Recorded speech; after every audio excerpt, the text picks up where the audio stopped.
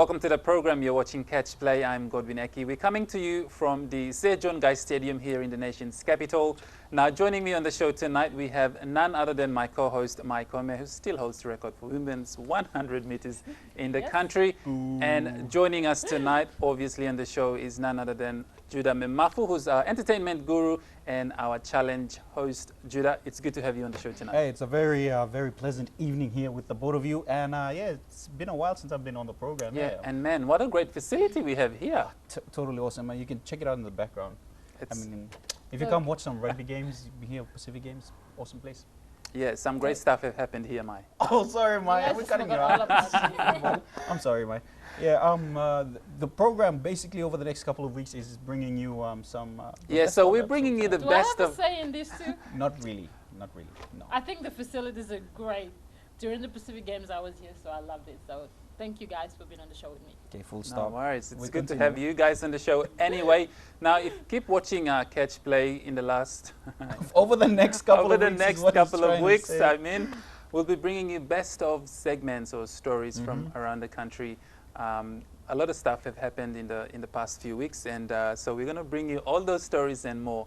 But our first story for tonight, we'll look at little enthusiastic schoolboys who have showed interest in football.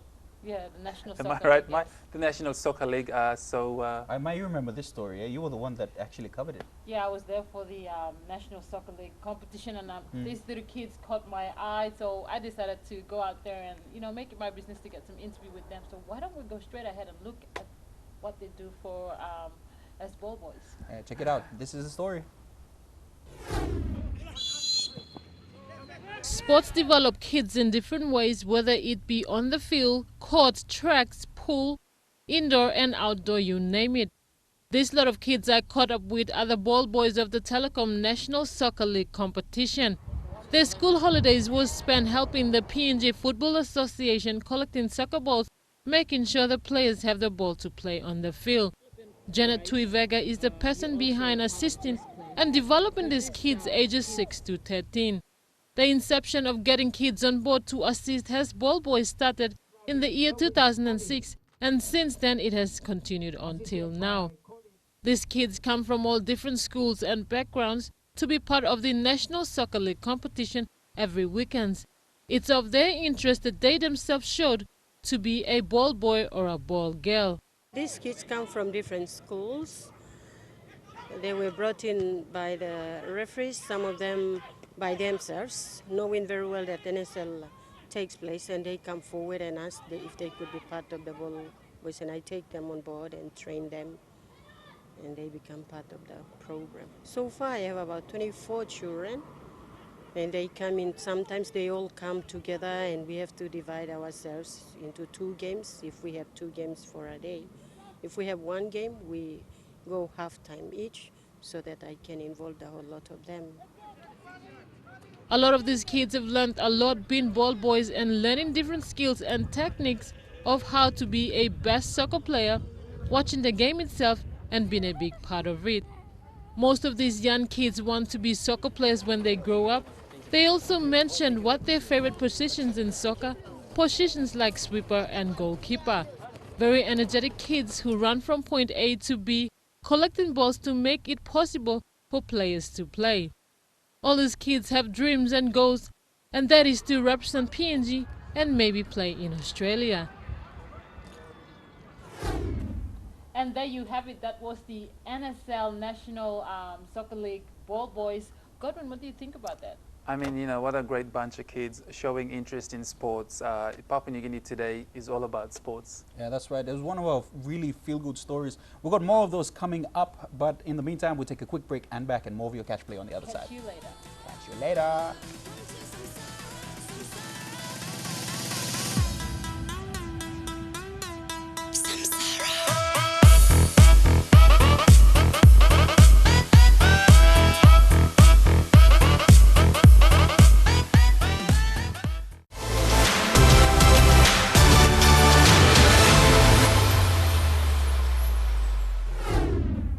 Welcome back here watching Catch Play. Now, speaking of Papua New Guinea's win in the last couple of weeks, Judah, or a week ago, Papua New Guinea won the Pacific Test match. Last week. And Fiji. between Fiji. Speaking of rugby now, women's Ragiannas. yes, the PNG team, the Ragiannas, are already in preparations for 2017's World Cup, which will be happening right here in the nation's capital. That's true. That's very true. You know, it's good to see that. You don't sound really excited. Bringing a lot of sports in this country, you know, playing rugby and being part of it. Yes. It's just great. Oh yeah, that's right. My actually played in a curtain raiser a couple of months back. That's right. Yeah, I did. I played for the Maggie Highway Ravens in the curtain racer between the PNG Hunters and the Penrith Panthers. It was great. Loved it. Rugby League, Women's World Cup here in PNG. Yeah, well, with all of that happening, we decided to pull up one of these stories that we did. So, yeah, let's check it out without further ado. Women's Rugby League is set to soar as the Ragiannas prepare for the 2017 Women's Rugby League World Cup. PNG RFL coordinator Wendy Kohan says this is an opportunity to expose PNG women in rugby league to the world. Campaign launch for the Ragiannas.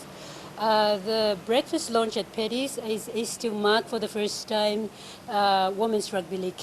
Its concepts, its objectives, which is we're vying for the World Cup.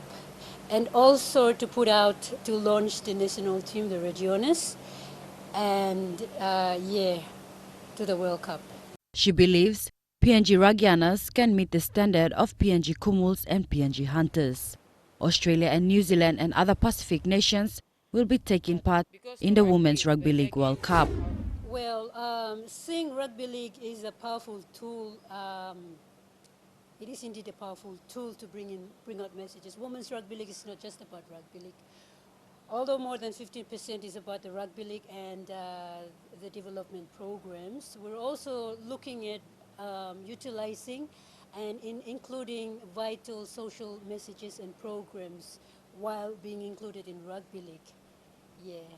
So sponsorship, we're definitely looking for naming rights. Sponsors to the PNG Ragiannas, the national women's team that is vying for the World Cup, to travel to World Cup.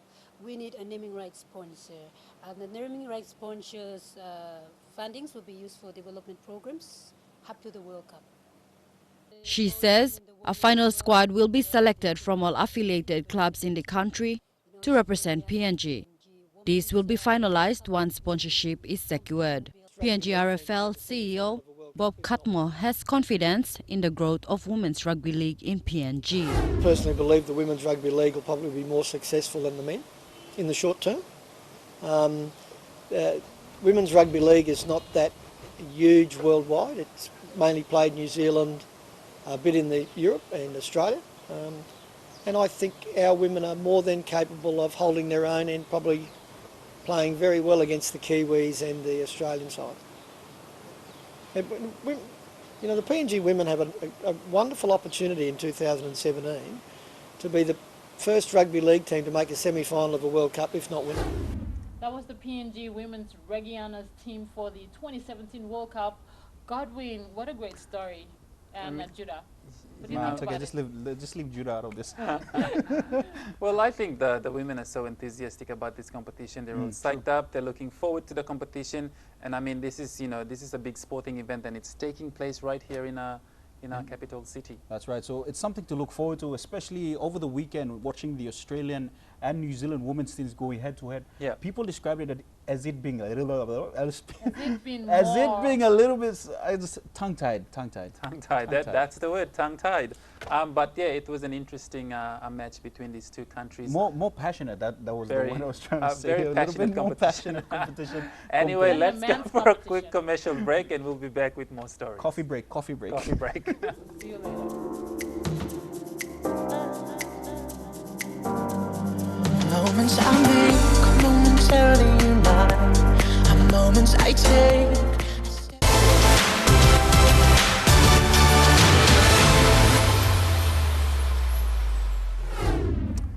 Welcome back. You're watching Catch Play. If you've just joined us now, we're bringing to you best of episodes, stories of our past episodes that we've done, and we're very excited to bring you all these stories, Judah. True. Otherwise, you know, we've seen so many great stories. We brought so many great stories as well during the show. And our next story, the next segment that we're talking about right now, is the backyard taekwondo in Rabaul that was sent to us. Preparing for the PNG Games. Preparing for the PNG Games. That was, yeah. Yeah. So without further ado, let's just check out the story first.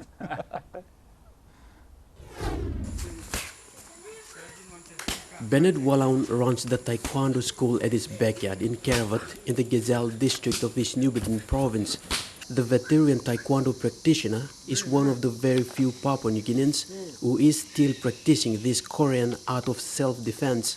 Here you can't see as much as what you can find in a gym, but those who turn up here every afternoon know what it takes to be fit to withstand some of the deadly kicks in this body contact sport.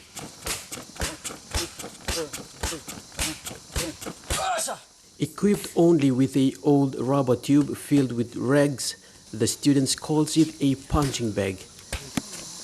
Every afternoon, small children and young adults in the neighborhood gathered at his house to attend at least an hour of intense training. After almost 20 years and from a humble start, the training school had brought the level of taekwondo in East New Britain province to a new level. Despite limited resources, the students from this small academy have made it through to big sporting events. Side belong club law Karawato sa mipla alo side and Lande only representing Miss New Britain, only fight law PNG game. And because me moldi molab lo time molli come on top so. While many viewed taekwondo as a sport, Walaun says it also involves self-discipline that helps its young students to be better citizens of the community. Me sabe talking molos and time you like come training martial art and spark na drug na emtambo.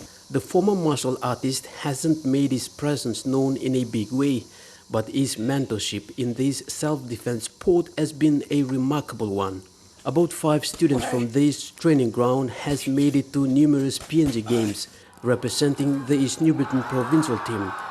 Not only that, one of them has won silver for Papua New Guinea in the recent Pacific Games in Port Moresby. Raina, how did you get into taekwondo? Pagpap sebelumnya masih mau martial arts at karate. So I've been training.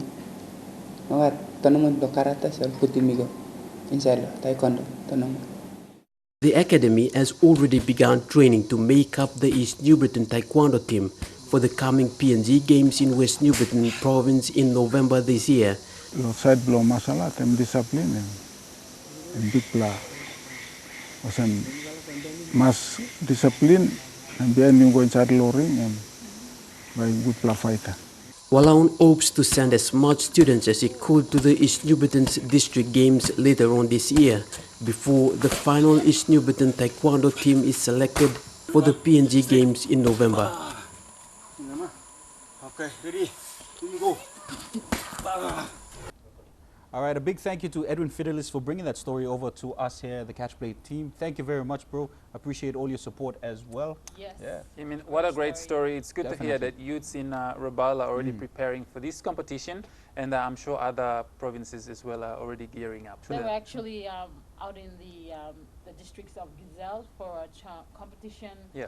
And that's where they came up with that idea of trying to get the team from outside to make the PNG Games. So this is just an exciting story. Edwin Fidelis, big applause to you for making an effort to go out to the parts of PNG like that to find stories. Yeah, that's right. Well, Well, we will go for a quick break. We're coming to you from Sir John Guy Stadium here in the nation's it's a really, capital. really The cool home background. of the 2015 Really cool Pacific background. Games. All right. See you after this. Born to get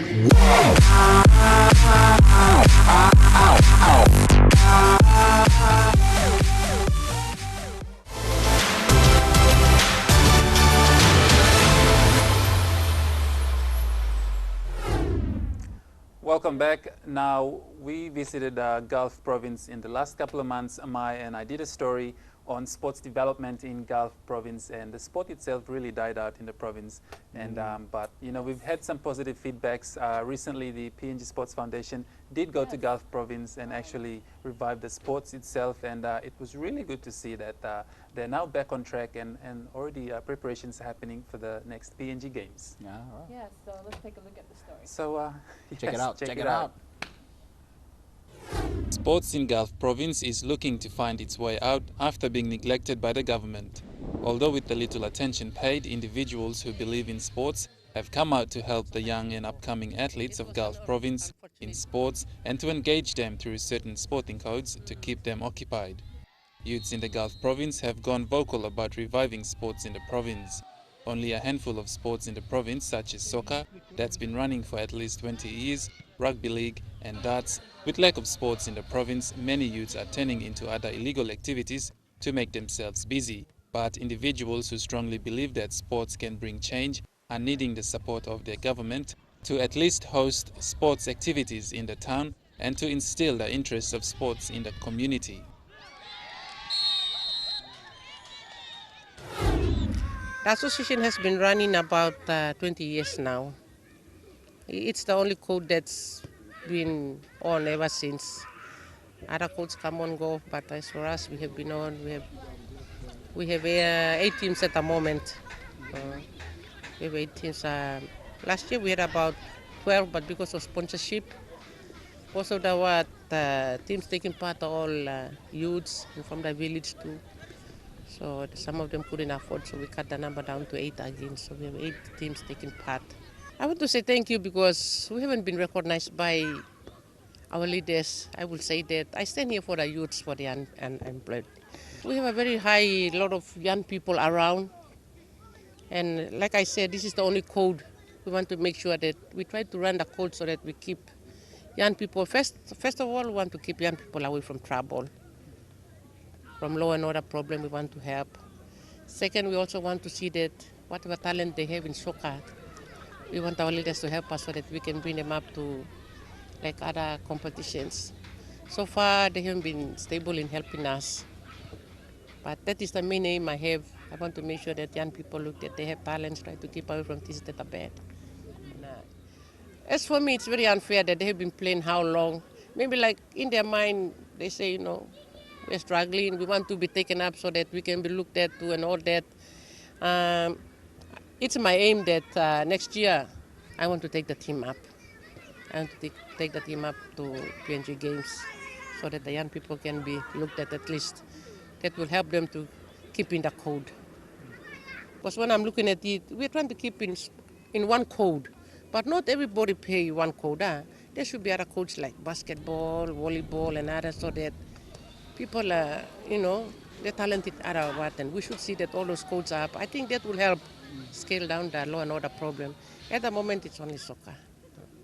Yes, and what a great 10 of events for Gulf Province to do with sports development. It's great that they've come back on their 2 feet and are looking actually forward to the next PNG Games that's happening this year in Kimbe. We're trying to have a show here, and Mai seems to be distracted with that is very rude, Mai. I mean, you're supposed to be looking at the camera. What's going on? 2015 Pacific Games, bringing back the memories. Oh my gosh. Just looking at the track and we're going back just again. imagining and looking at the grandstand, the crowds cheering for the very own Papua New Guineans competing right Godwin, here at home please, ground. whatever you do, don't give her coffee next week because she's just going hyperactive. Bring back that memory of me running on Anyway, the let's track. get back to the story. What do you guys take on the sports development story that we did in Gulf Province? Well, sports development for itself is very, very important, and for Gulf Province, well, tops to them. I mean, you're from Kerema, aren't you? Yes, so are you, and so are you as well. Oh my gosh, we're all from Gulf Province, and it's great to see that. Some great stories coming out from Gulf. Yep. And the big thing is that Sports Foundation is actually doing a great job to help these guys get back on their 2 feet.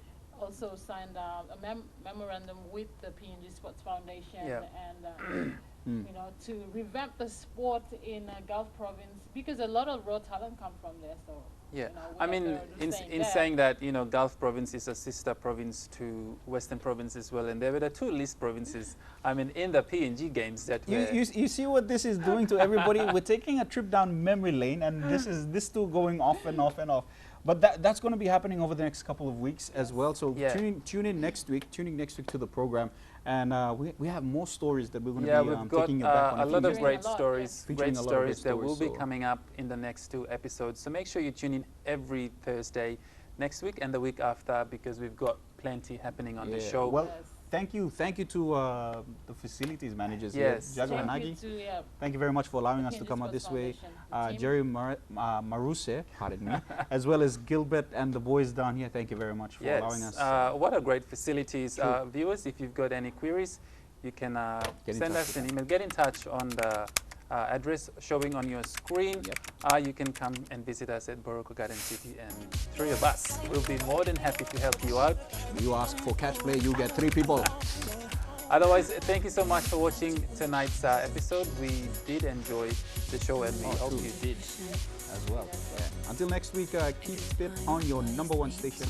Keep it safe. It's good night from us. Two hearts without emotion.